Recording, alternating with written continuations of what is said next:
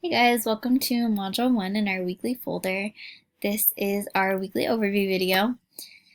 So I just really want to take this time to connect, talk about expectations, talk about the learning objective, and try to cover any questions that you guys may have for this week. So let's jump in. Our learning objective. I really want you guys to be able to understand the elements of co-sleeping. So that means the methods, the safety, the guidelines, and of course the advantages to development. I want you to be able to communicate these thoughts to your peers via the discussion board, and then go even deeper and reflect on your personal views or experiences in the reflection. So, we're going to be talking about co-sleeping and as it relates to the closeness between the caregiver and infant, and not just the methods or the guidelines, but really that underlying psychological bond and closeness that it creates between infant and caregiver. The online lesson will discuss the types of co-sleeping methods. We included 4, but there are so many more across cultures. Safety concerns and advantages of co-sleeping. And then we're going to move to the article, which will discuss the psychological and lifelong benefits of the advantages of co-sleeping. And then you'll go ahead and, after reading the article and watching the video, complete the discussion board, which will serve as a way to discuss what role culture plays in sleep practices. So go ahead and start thinking of culture and how it connects to sleeping, and give you the opportunity to explore a specific culture to infant sleep method.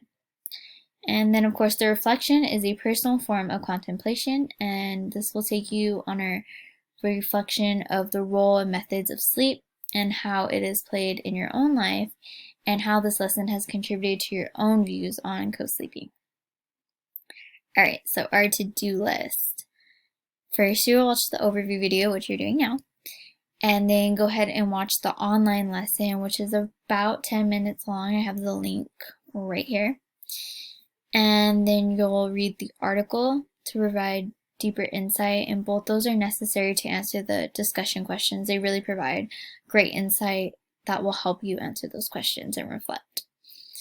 And then you're going to complete the Blackboard discussion, which is due Sunday, November 21st, and complete the Blackboard reflection, which is also due Sunday, November 21st. All right, so here are the links.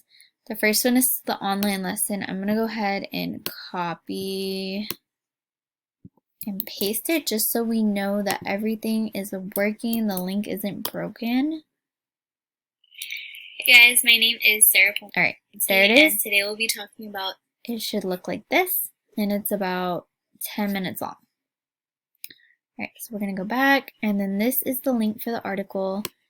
Again, I'm going to copy and paste it just so we know it's working correctly.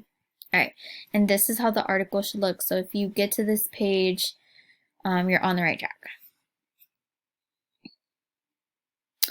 Okay, and then once you do those two things, we're gonna go to the discussion question. How does culture play a part in differing perspectives of co-sleep? So just kind of briefly give your thoughts on that, and then go ahead and choose a culture to analyze and provide an overview of cultural sleep practices for your chosen culture. So it could really be any culture. It could be your own culture if that's what you feel comfortable working on. And it doesn't even have to be a culture that practices co-sleeping. They can be against co-sleeping as well. It's totally up to you. I just want you to really dig deep in there and talk to your peers about that culture. All right, and the reflections. I want you to reflect on your own sleeping arrangements growing up. So if you can recall whether you slept in your own room and you weren't allowed in your parents' bedroom, whether your parents kind of welcomed you in your bed when you needed them for comfort, or if you slept with your parents. And how do you, or how would you, approach sleep styles with your own child, being in the realm of child development and learning more on sleep? All right, guys, this about covers it.